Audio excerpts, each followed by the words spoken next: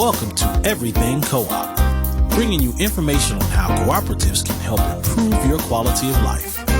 This show is being sponsored by the National Cooperative Bank, NCB. The NCB is dedicated to strengthening communities nationwide for the delivery of banking and financial services for the nation's cooperatives, their members, and other socially responsible organizations. For more information on the power of community ownership, visit ncb.coop. That's ncb.coop. Now stay tuned for your host, Vernon Oakes. Good morning. This is your host of the Everything Co-op Show. My name is Vernon Oakes. And this morning we have John Holdsclaw IV on the program with us this morning. We are so pleased. Good morning, John. Good morning, Vernon. How are you today? I'm great. I'm glad you're on. It's always a pleasure to talk to you about co-ops and the status of the cooperative world. So there's something new on your horizon. What's happening with you? I am proud to say that I'm the founding president and CEO of a brand new community development loan fund, Rochdale Capital. We were founded, and our strategic partner is the National Cooperative Bank, of which you have a great deal of knowledge about. But Rochdale Capital is an organization who is dedicated to providing financial services to under-resourced communities and the promotion of community ownership and cooperative principles. And so really excited about it. It started last December. We had our first press release, I think, back in February, and we're in the process now of just working to build the infrastructure of the organization, hiring staff, getting payroll and all that kind of stuff set up. And it's definitely been an humbling experience indeed since January 1. But Rochdale Capital is here. So how did you come up with the name Rochdale Capital? That's a great question. And, obviously, I think a lot of people first think about the Rochdale Society of Equitable Pioneers, who in 1844 in the UK created the cooperative principles. But it really was not the reason why I chose the name and why I will always pay homage to the Rochdale Society. It really was around the span between 1845 and 1847, where the famous American abolitionist Frederick Douglass left the U.S. above the transatlantic boat Cambria and went to the UK and got an opportunity over the course of 2 years to give more than 300 speeches there. He left here an enslaved individual, and after his time there and becoming really close with a member of Parliament by the name of John Bright, was able to secure a majority of the money that he needed to buy his freedom. So he left here an enslaved individual, but he came back to America a free man. It's really the story that resonated with me the most. And so it's kind of a twofer in regards to why I chose the name Rochdale, is to pay homage to the society, but also to the impact that they had on the life of one of my favorite Americans of all time, Frederick Douglass. So the Rochdale pioneers lived the values of cooperation. I like the ethical values of honesty, openness, social responsibility, and caring for others. I call it caring for one another, the golden rule. So in this case, they were caring for Black enslaved people, which you didn't find throughout the world, but there were abolitionists that were doing that. And that's awesome, buddy. Rochdale Finance Capital is the name of it. Rochdale. It's actually Rochdale Capital. Rochdale Capital. We happen to do finance, but it's Rochdale Capital. Rochdale Capital is the name of it. So, yes. And you said underserved communities. Do you have any particular communities you're going to start focusing on, any place? Well, obviously, we're DC Metro based, and so we're big believers. And I mean, listen, we're going to do this three ways, Vernon, then I'll tell you a little bit about the communities. Number one, like I said before, through the promotion of community ownership and cooperative principles, number one. Then number two, we're going to do this under the auspice of equity, diversity, and inclusion. And what I mean by that is that, we want to provide equitable access to capital for minority entrepreneurs, i.e. women, minority women, entrepreneurs of color. And then number three, and last but not least, we would be remiss if we did not leverage the relationship of our founding and strategic partner, the National Cooperative Bank, of which, one of their uncommon mandates has always been since it was created, was to work in under-resourced communities to provide make best efforts at a certain percentage of their disbursements be in those communities. And so those are the three ways we want to do it. But the communities that we're targeting are obviously in our own backyard, in DC Metro, be it the District of Columbia, be it Prince George's, Montgomery, Fairfax, you name it, counties, number one. Number two, because of the history that the bank has in New York as it relates to cooperatives and other community-based organizations there. Another part of our strategy, and this is very important, I think, our former CEO, Chuck Snyder, had said to me one time, he said, I started my career in the South, but really have wished that I had done more there. And so what the bank did a couple of years ago was start the development of a place-based strategy in the Southeast. And so one of our targets at Rochdale Capital, or our targeted investment areas, is going to be Atlanta, because to be the size that it is, there aren't any major, to my knowledge, any major community development loan funds in Atlanta. I think you have community development banks and community development credit unions, but no loan funds. And there's a portion down there, which I call the cradle of the civil rights movement, which is the West End, where Martin Luther King's home still is there. The children still own it, and Ambassador Young and so many others came out of that West End of Atlanta. But it needs a lot of economic development and investment. And so we hope to do some work there for sure. One of the highlights of my career was meeting Ambassador Young. I met him at a Federation of Southern Co-ops annual meeting 6 years or so ago. Granted, it might have been the same time that I met him. And I remember this line from the speech that he gave that night, and I'll never forget it. And he said that people ask me sometimes, Ambassador, why did the civil rights movement? And he said to them, because Black folks got air conditions. And that was his response. So I will never forget that line from Ambassador Young about Black folks getting air conditions into the civil rights movement. So. Well, I'm hoping that we'll get some new blood pumped into folks, even if they have air conditioners, to have more civil rights for all folks. All right, so you've got DC Metro, New York City, and the South. Strategic partner is the National Cooperative Bank, and that was where you work for as you take on this new position. So what's been the bank's role, particularly Chuck Snyder, who I consider an awesome friend and was hurt tremendously personally, and the co-op world hurt when he passed last November. Right. But what role did he have in starting this? It's a great question, and one story that I always like to tell. My main role at the bank as EVP of strategic initiatives, it was around thought leadership as well as working to develop business with community development financial institutions or CDFIs or certified CDFIs. And so the 8 years that I did that job, or I've done it, spent a bulk of my time reaching out to other CDFIs across the country. Amalgamated Bank and NCB became the first non-CDFI banks to become a member of the Community Development Bankers Association. We were very instrumental in the creation of the Southern Equity Fund, which provides secondary capital to low-income credit unions as well as community development credit unions. And so we really ran the gamut throughout that community development finance space, but all of that was external facing. And so another part of my job, obviously from a business development standpoint, was to bring in referrals or deals. And so what I came to find, Vernon, was, and while the bank has this uncommon mandate and does a great job of meeting or exceeding it every year, it was starting to become harder and harder for me to get these transactions done, in a regulated environment. And obviously the bank is a regulated entity.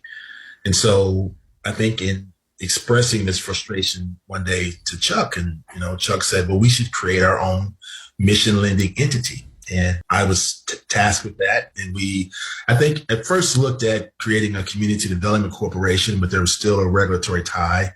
And then we looked at the creation of a nonprofit loan fund. And I think in a meeting one day, reaching that level of frustration again, I just said to Chuck, well, why don't we just create a community development financial institution? And what is now Rochdale Capital was born. And so he was fiercely committed to the mission, lending, and the work that the bank did, and wanted to find a way to do that in partnership with another organization, again, at its crux. And while Rochdale will work with other CDFIs and work with other financial institutions, our main strategic partner obviously will be the National Cooperative Bank. And so that's really how it came to be. And I spent most of 2021 working with the NCB board and some folks internally at the bank on the creation. Sadly, Chuck was not able to see Rochdale become incorporated and see the logo and some of the other things. But I think that he would be very happy with the direction that we chose to go in, as well as some of the early work that we've done from a relationship building standpoint, as well as building the infrastructure of the organization. I think it's very important that we live our brand, and Chuck was against all things unjust. And so, I take great pride in that we have a very diverse board in regards to the way that it looks, in regards to his background, in regards to who it represents, as well as, we're taking a very active role, like I said before, in our future lending, being to entrepreneurs or cooperators of color. And then last but not least, really trying to, from a vendor and contractor standpoint, also live that brand as well. And so I think he'd be really happy with the direction that we're going in, but jokingly say that Rochdale came out of frustrations from a regulatory standpoint, as well as trying to figure out what structure we can make it. But I think that CDFIs have been so instrumental in the last 2 years, be it COVID, be it the social and racial reckoning that this country has gone through. CDFIs have been on the front lines of being the first financial responders to a lot of these under-resourced communities of entrepreneurs who were unable to go to financial institutions or mainstream banks to get the kind of help that they needed. So you keep talking about regulations, regulatory environment. What are some of the regulations, or what are some of the things that causes a bank not to be able to help and support underserved communities and provide loans that you saw and caused that frustration? Well, many people know this and some folks do not. I mean, all banks have to adhere to what's called the Community Reinvestment Act, which came out of the Carter administration, that encouraged financial institutions to be located in under-resourced communities or communities of color to also loan and provide services. So we got to take our break. I'm sorry. I'll come back and we'll take up there if you would. I'd like to get the answer to that question. So we'll be right back. Please don't touch that dial. Your news talk station. Everybody, this is Vernon Oakes. The program is Everything Cooperative. We have Mr. John Holdsclaw on the line with us this morning, who's talking to us about Rochdale Capital. And John, I really like that you talked about how you chose this term, that Frederick Douglass, the folks at Rochdale, they have the values and principles of cooperation. I think it was 1844, and between 1845 and 1847, they helped Frederick Douglass get his freedom. And before we took break, we were talking about other underserved folks and what are the regulations that bankers find themselves up against that help. You said you were frustrated because you couldn't do some of these loans. And I wanted you to explain that, and that's what you started before we took the break. Thank you, Vernon. And what I was stating before was that, I think a lot of people are aware that most banks have to adhere to the Community Reinvestment Act, or CRAs, it's called. So banks are located in a lot of communities of color, under-resourced communities. They have to loan a certain percentage and be active in regards to providing financial literacy and other things in under-resourced communities. But, most financial institutions are regulated by the Federal Reserve, the FDIC, I'm sorry for the acronyms, and the OCC, the Office of Comptroller of the Currency. And, I always tell people banks have two jobs. They have to mitigate risk and they have to get paid back. And so I think in that regard, a lot of times decisions are made for financial institutions about, the approval or triage of loans based upon that level of risk. And I think studies have shown and there's facts out there that show that a lot of times entrepreneurs of color and others are approved at a lower rate than some of the other entrepreneurs. And I think at NCB, again, especially with the mission lending component of our mandate, uncommon mandate being a large part of the DNA of the organization, they will, and we have done everything we could to mitigate the risk for any loans that have come in that fit to this community development financial space. But again, you can't do every loan. And for that reason, it doesn't mean that when you create a Rochdale Capital that they get all the high risk loans. It just means that because it's not regulated, that it can be a little bit more innovative in the finance, and it may be able to go out and get some philanthropic dollars or do some other things that a traditional financial institution cannot. And so our goal, because of this, is for, number one, to leverage the National Cooperative Bank in that regard, but also be an asset to them, because there may be a transaction or a mission loan that they're unable to do, but that just misses the criteria by a very small amount. And so if that's the case, then in a perfect world, Rochdale Capital would be able to do that loan or take that loan from the National Cooperative Bank. I mean, in the end, both organizations want to make a great impact in these communities that need it the most, be it community health, be it community solar, be it food security.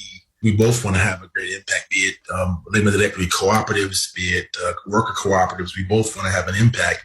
I think the creation of Rochdale Capital now allows both of us to do that throughout this partnership. So you just mentioned a lot of different co-ops. And I interviewed Chuck, and I tried to get to understand what you're talking about, this regulatory environment, but I have it that banks are only interested in three things. Most banks, may not be NCB, but most banks are interested in, one, getting their money back, two, getting their money back, and three, getting their money back.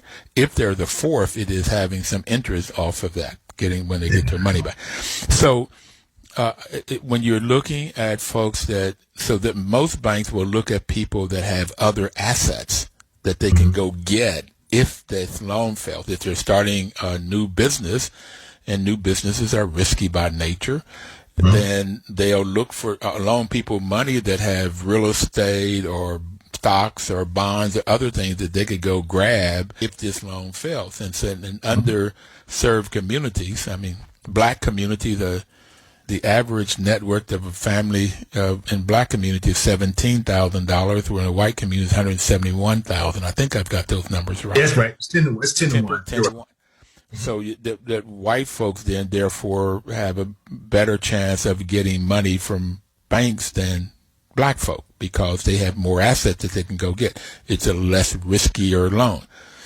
And I kept asking Chuck over and over again, how do you guys make loans in these underserved communities? I mean, do you do things, and this is the same kind of thing to both you and Rochdale Capital, would you look at somebody's personality, their other variables that are not related to how much cash or assets that they have? How likely is this loan going to succeed? Because there's a group of people that have been studying for 4 years, and they've got a great business plan, and they have everything sort of worked out, and they're really, really good people, but they have no assets. Right. And also this, you're true with the 10 to 1. I mean, listen, the racial wealth gap in this country, where I'm from in the country, they say sometimes you whistle past the graveyard and try to avoid things, but it's real. And I think we all as Americans need to come to the harsh reality that it is. What you're referring to, Vernon, is what I call the Friends and Family Fund. So, for example, if an entrepreneur of color starts a business, he or she may not be able to go to their friends and their families and say, hey, I got this great idea for this business, and get X, Y, and Z dollars of startup money. If the gap is already that wide, they're already starting with a less amount.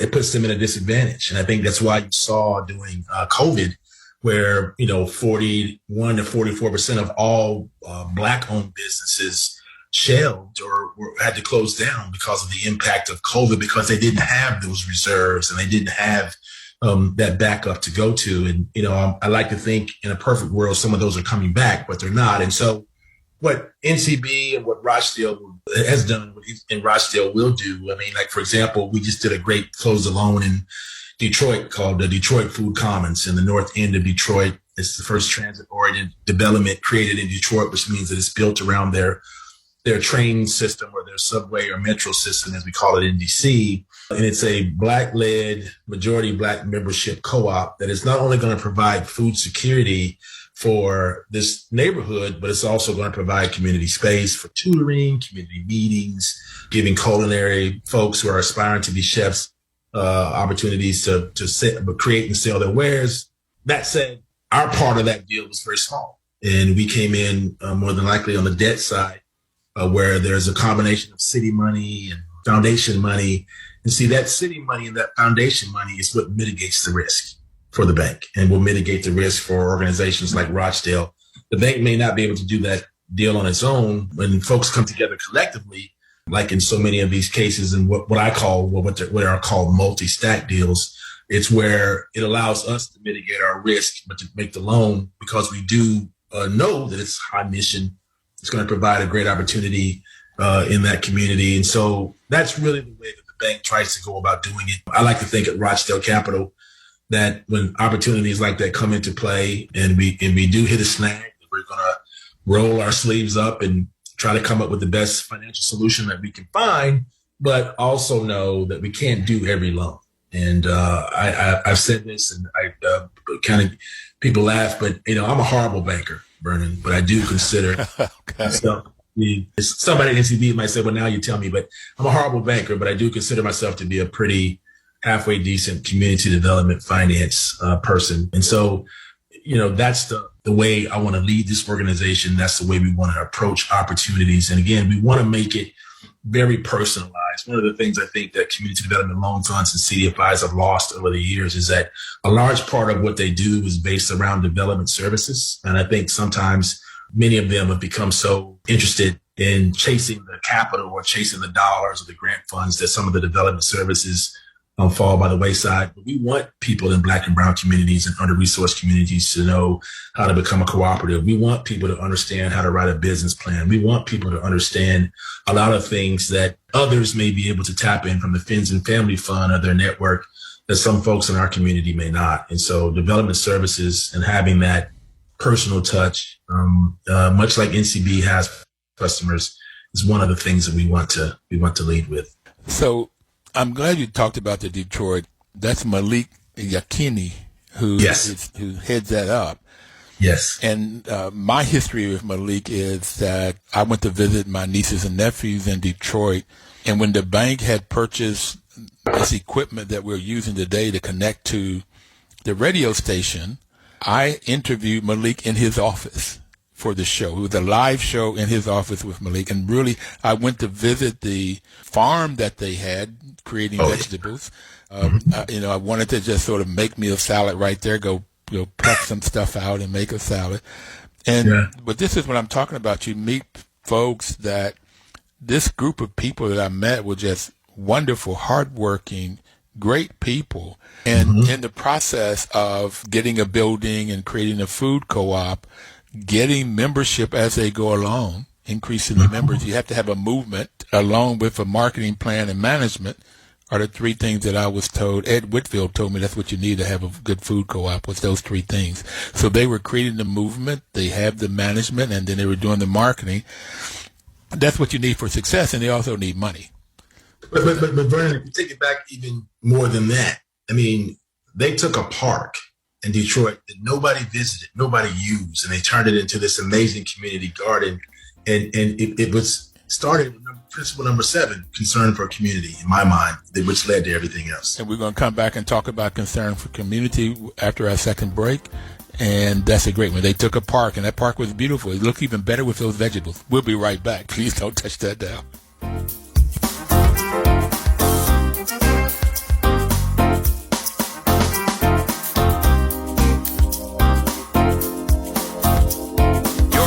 Talk station. Welcome back, everybody. This is Vernon Oakes, and the program is Everything Cooperative. You know, we've been on the show now for 8.5 years, John, and National Co-op Bank has been our partner ever since. NCB's mission is to support and be an advocate for America's cooperatives and their members, especially in low-income communities, by providing innovative financial and related services. And before we took the break, you were just talking about, well, the whole show is how the bank has helped to spin off or help you after you're being frustrated at some of the loans that they could not make, created Rochdale Capital, and how the bank and you and the bank can go into organizations and provide innovative financial and related services so people of color or people in underserved, you call it underfinanced, under-resourced. I mean, the way I look at this, Vernon, at the end of the day, if you're in a rural area of the country and there are no banks, and while I'm not a big fan of the term, you're in a banking desert, or if you're in a place like the South Shore of Chicago and a deal we financed called Jeffrey Plaza that's a few blocks from the Obama Center, and there hadn't been a grocery store there in 8 years.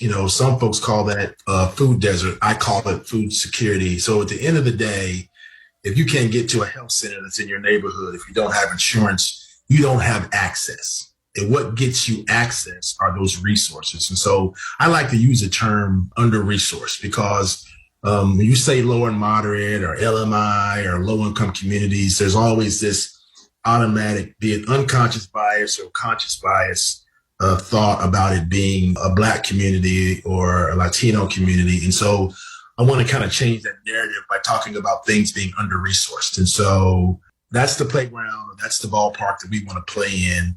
And again, let me verify one thing for you. Rochdale Capital is not an affiliate, and you didn't say this, but it's not an affiliate of the National Cooperative Bank. It is a separate and unaffiliated entity. We have 2 separate boards, 2 separate CEOs. We have 2 separate bylaws and the whole 9 yards and structures.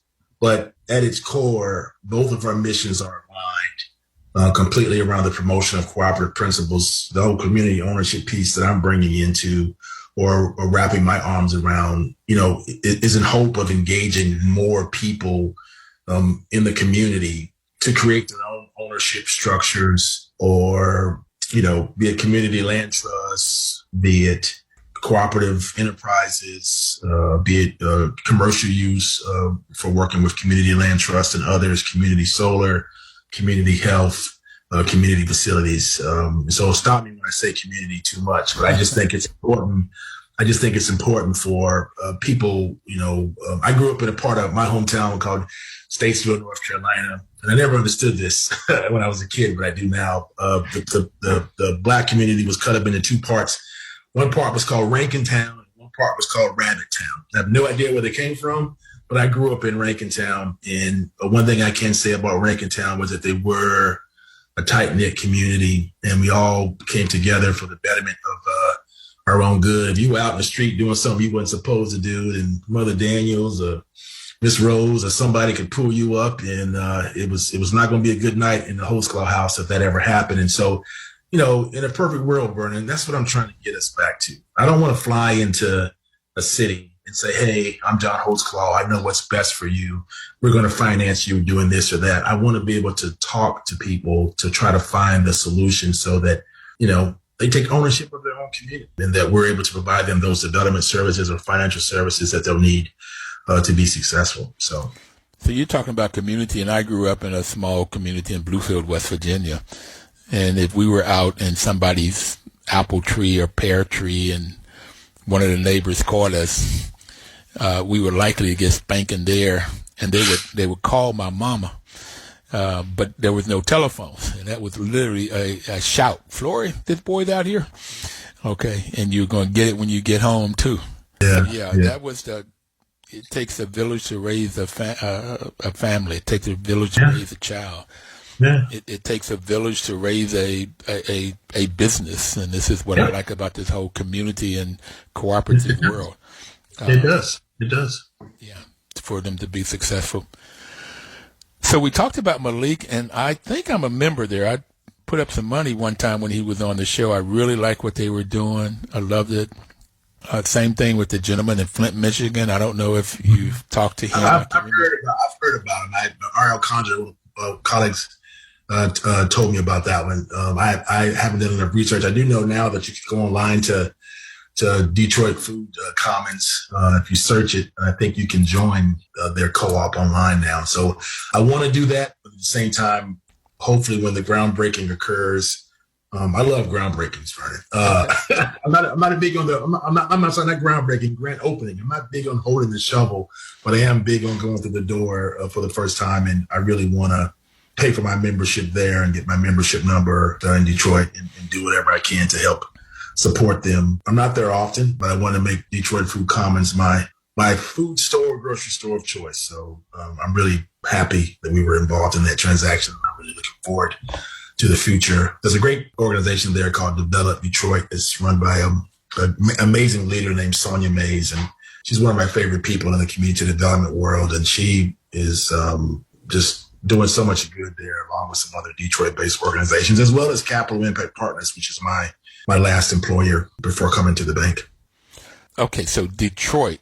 We talked about Detroit, but you mentioned earlier D.C., New York, and the South. Detroit wasn't even in the picture. So let's move to D.C. Are you working with anybody now to do any deals in the D.C. area? Not just yet. I mean, Vernon, I know one of our board members, Paul Hazen, was very instrumental with the Limited Equity Co-op Commission that was working with Councilwoman Brands there to try to provide some money for limited equity co-ops. I have a great classmate from grad school, Parisa Neruzzi, who runs Empower DC. She lives in the Ella Jo Baker Cooperative up in off of University in DC. And so I've got a wealth of people to turn to. Once I have a little bit more time, I'd like to make the rounds and meet a lot of folks in the area to see what we can do. There are a lot of Black-led or Black-owned cooperatives in the area. I remember one time I was on your show many years ago and got a call from a cooperative there, a majority Black, and they said they wish they would have known about us a couple of weeks before because they had just closed on a refi with Wells Fargo because they didn't know we existed. And in my mind, and obviously I'm a little biased, I feel in a lot of ways, especially in the Washington, D.C. metropolitan area, or as it relates to a wider audience, be it new media like podcasts and things that you all are doing, that this gets the word out about the National Cooperative Bank and now Rochdale Capital. So, I long for the day when we grow inside, where it's a program sponsored not only by the National Cooperative Bank, but by Rochdale Capital alone, with hopes that it opens up a broader coalition of CDFIs that have cooperative experience. So my shameless plug there and a hope that I have for the future as it relates to everything co-op. And so, there was an opportunity. John, I'm sorry. There's nothing shameless about you saying you want to support this program. There's nothing shameless in that at all. Okay, no. Okay. Yeah. Well, call me shameless. Call me shameless, but I want to support everything co-op. I do. I do want Rochdale to be in some way, shape, form, or fashion the number one or number two fan behind the National Cooperative Bank and the promotion of everything co-op. So I was on that task force that Paul Hazen worked, the D.C. Task Force, Limited Equity Housing Task Force. Mm-hmm. And there are 99 limited equity co-ops in D.C. Wow. And there's plenty of room, plenty of need for refinancing, for renovation. Some of these are 40, 50-year-old communities, need new roofs, new HVACs, windows, da-da-da-da-da. So there's plenty of room for that. The district has a program, if there are 20 units or less, that they can apply for a $200,000 grant. Wow. And so if you take that $200,000 grant, 20 units or less, and then if, let's say that they need $1 million, whatever's your 20% down if they have no other debt. So there's all kinds of room when you have that kind of base. Now that's if it's 20 units or less. But if it's bigger than that, then there's all kinds of ways, I think, of funding that and financing it, particularly with Rochdale Capital being in that mix of financing those 99 that are there. And we were talking about increasing, I think it was doubling the number of limited equity housing co-op units in the district. There was some number that we came up with. And Council Member Anita Bond said that co-ops, limited equity housing co-ops, are the answer to gentrification. She came up with that halfway through, and just the light bulb came on, and she was enthused and energetic, and it's like, yay, you got it. And she's just really wonderful to work with. COVID hit. They had 2 laws in place. One was to make that task force permanent, and the other one was to put some money up, get some money on the coffers to help limited equity housing co-ops, and also to limited equity housing co-ops. When they're started up, they have 5 years no property taxes. Right. And we've concluded in our research that 5 years just doesn't do it, and we've asked them to do forever. As long as you're a limited equity housing co-op, you meet a need, then there's no property taxes. And so they were going to take that up. And I think we'll get back to that after COVID ceases a bit. Let me say 2 things on that. Number one, let me apologize to the councilwoman because I said brands earlier and it's bonds. Number one. Number two, thank you for the intel on the 99 units.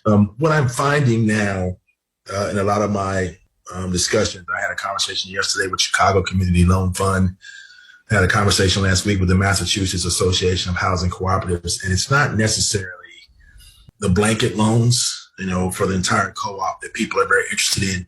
There are these individual share loans, Vernon, for each individual unit. So you've got 44 people in a unit, but only 10 people need share loans. I think what is happening is that there is desire for some of these units to get these share loans. And I'm not talking about 10 million, 5 million. I'm talking about 5,000, 10,000. For example, in Chicago, you've got older limited equity co-ops there, and you've got the Obama Center coming in, and folks don't want to lose their cooperatives, and they also don't want to lose their homes.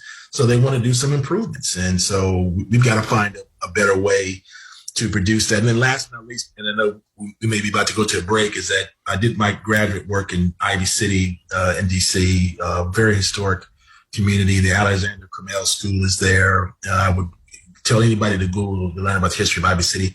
I've got to find this article. If anybody's on this call, please let me know. There was to not be gentrified out of their community, there were 4 homes of families that had been there for some times that actually created a co-op of these 5 row homes in a row, I think, to stay in that community. And I've been breaking my neck trying to find that article because I think it's such a powerful story, but also a great example of what can be done so that you don't have to leave your community no matter how fast it may be changing. And I saw it one time on my computer screen, deleted it, lost it, but I've got to find the names and of these individuals who did this because I want our website to have a story about them. And so the website's not up yet, but I do want people to know that there will be a lot of good stuff on there. And we're going to take our final break. The hour's almost up. I knew that there's just so much we need to talk about. I want to go to what you're going to do in the South when we come back, like different kinds of things that are going on in the South. We've talked about the district and Detroit. We could spend some time talking about New York, but I think if we get to the South, there's enough that we can do just there in this next section. Thank you so very much, John, for being on. We'll be right back. Please don't touch that dial. Your news talk station.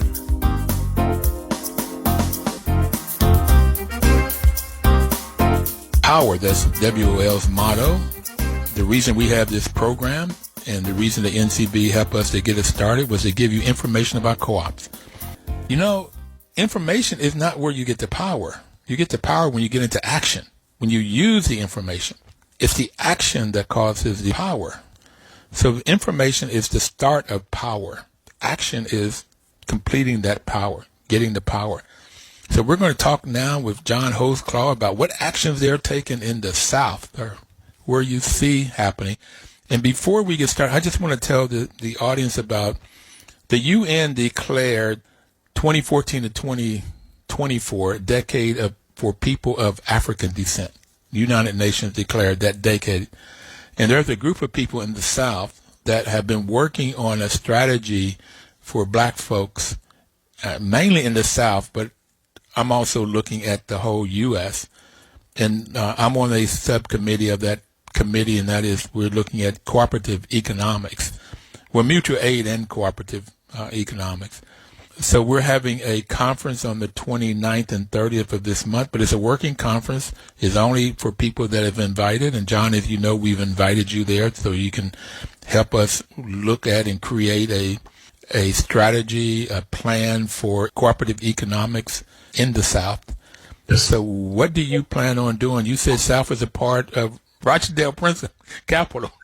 I'm gonna get it. Okay. I'm gonna have a T-shirt that has it phonetically written out. No worries. Okay. Right, and Brennan, listen. I say to people sometimes. I say that CDFIs are very important right now.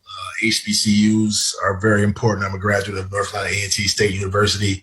And then last but not least, the Southeast is fast becoming a hotbed of activity as it relates to economic development and investment. And so I have this epiphany of buying a sweatshirt or T-shirt that says, I run a CDFI, I went to an HBC, I'm from the Southeast, and I think that people will just stop me on the street and want to hug me and either offer to buy the T-shirt off of me or just realize it'll help my street credibility. But all jokes aside, the Southeast now is, I think when you look at the progression of things all across the country as related to investment, I think it really started in Detroit. I think it went from there down to Memphis. And then I think now you're looking at places like Jackson, which a lot of people don't know has a very strong mutualism and cooperative movement there. As the next place, you've got foundations like the Kellogg Foundation that have had an office there for 25 years. I mean, they saw this some time ago, and you're starting to see a lot of major philanthropic groups focus more on the Southeast. Our Southeastern Equity Fund that the bank was able to do was all around helping low income and community development credit unions throughout the Southeast. When you talk about the Greene County Credit Union in Epps, Alabama, or, the fact that it has $1 million in assets is so incredible to me because with the size of that county and that area, to know that much investment has been put into that credit union is a testament to the work that they're doing. And so I feel like in building upon your effort, you have all of these black belt towns along the Mississippi. And, this is where all the people in this country, black people in this country came from the Great Migration standpoint, and went up the river and got off in Waterloo, Iowa, and got off in Chicago and got off in other areas. And so, they still have strong infrastructure. They still have strong city councils and city mayors and strong municipalities. And so, I just feel like we've got to build upon that. But there also has to be us thinking outside of the traditional realm of what we've done in the past to help them. And so I know for us, from a place-based strategy standpoint, we want to do more in the South. We want to help others, and one of the things that I love to do, and I'm going to talk about a cooperator and good, just like we are running, Cornelius Blanding, who runs the Federation of Southern Cooperatives. We've been in some discussions for some time. They have a small loan fund that they created many, many years ago. And so I'm trying to work with them on trying to find some way to capitalize this loan fund, have them make some loans and build upon what I've learned through the creation of the Rochdale Capital to get them to apply for CDFI certification as well. For many people who don't know, the CDFI fund in the U.S. Treasury certifies CDFIs. But when you get that certification, it's like getting the Good Housekeeping seal of approval. And it opens you up to a world of outside grant opportunities and outside government grant opportunities. And so that's one of the things that I've been working with him on for some time and want him to be extremely successful with, but also let him know he doesn't need to raise $1 million for this reality to come to fruition. He just needs to have an initial capital raise that will allow him to make, they can be very small, 4 or 5 loans to folks throughout his network. And you're talking about the Federation has offices in Mississippi, Alabama, I think Louisiana, and some other places across maybe Florida, So it can be a great opportunity for them to be able to provide Black farmers and members of the Federation with much needed dollars to help them further the already great work that they're doing. So, there's a lot of opportunities here, and I think a lot of people are seeing these dollar signs that are coming to CDFI ways, the way the CDFIs. And I'm not taking anything away from their initial effort, but I think that sometimes we chase those dollars, but don't necessarily know what we're getting into. And so that's why I think we want to be very intentional about what we do. And so I applaud you for the UN effort. I'm going to be honored to be there on the 29th. I can't be there on the 30th because of the 5K, co-op 5K race, but I'm honored to be there and provide my own contribution to what you're doing. Well, thank you. Thank you for being there. I'm looking forward to a great time. But you mentioned a 5K race, and that's honoring Chuck Snyder. So can you give a plug in for CDF, Cooperative Development Foundation? Yeah, I can. And I am a brand new board member. And I think when the board chair called me and asked me about taking the long-time chair that Chuck Snyder had, it probably was one of the biggest honors outside of winning the Dreyer Award, along with another fellow Dreyer Award winner, you, Vernon, in my cooperative history. And so what we've done is we do it every year. And, Chuck's favorite saying was, do well to do good. And so the theme around the race this year is all around doing well to do good. And so we provided a hybrid model where people can run virtually, or they can run on the 30th at Haynes Point from 8 to 11. I will be there on that Saturday. And so, we just want to pay homage to the co-ops, to the work that CDF is doing in the cooperative space, but we also want to center on the fact that we can all do well to do good. And, Chuck never missed it. And he would have definitely been this year, but I think this year we're going to have a great deal of his spirit there and great memories. And I don't think Chuck would have it do it any other way. He may not want to make it as much about him as we have in regards to what his favorite saying was, but I think it's going to be a great turnout. It's going to be a great opportunity for us to fundraise and celebrate the life of a great cooperator, but also provide many cooperative enterprises with some much needed philanthropic and grant help through the work of CDF. So I assume you were talking about Rich LaRochelle when you said the president of CDF. Yeah, he called me. He left me a voice message, and I thought he called the wrong number, but he said that he called me and asked me would I take that seat, and it just swelled my heart. My heart swelled up, but I've been working as hard as I can, because I had big shoes to fill, but I also wanted to be able to bring my own stamp and my own level of expertise to that board. And it's definitely been a great experience thus far. And hello to all my fellow Cooperative Development Foundation board members. Vernon, as long as they don't make me MC the dinner again, I think I'll remain a board member, because if they need an MC, I love the MC, so I'll do that for you. I'll do that. I will put the shot across the bow. I love it. But I also joined their food co-op in Fredericksburg and went down and had a great lunch. They have a great food co-op down there, and would like to see Anthony Cook over at Georgetown Law is creating a clinic, and his goal is to have 5 food co-ops in the district, and we could use them in Ward 7 and Ward 8. Definitely can use with some deserts or a food desert, or I heard somebody call them food apartheids. So it's all kinds of terms to say people cannot get nutritional foods at a decent price. Yeah. So, buddy, we don't have a whole lot more time here, but back to the South, and we are looking at, for the UN decade, is 3 things that are basically needed to start co-ops, and that's training, the 5th principle of co-ops. Yes, sir. Technical support, that's part of training also, and also money. Yeah. And that's what you're bringing, is that part of the money, and also you know how important training is in technical support. Yes. We only have another minute to go, so tell people either around that 3 things, or what do you want to leave people with today out of the show? What I want to do is I want to leave people with this. It's going to be CDFI related, but I also want it to be co-op related. I mean, listen, obviously cooperatives became an idea, then they became a movement, and now in a lot of ways cooperatives are an industry. And I think just like the CDFI world, I really want to see, and I think you're seeing this with a lot of the millennials and Zoomers, I want to see cooperatives go back to that movement phase. And I hope we get there, and I want to be a part of that. Let's move, bro. Thank you very much, everybody out there. Let's get movement to to help your communities. We'll be back next Thursday. Please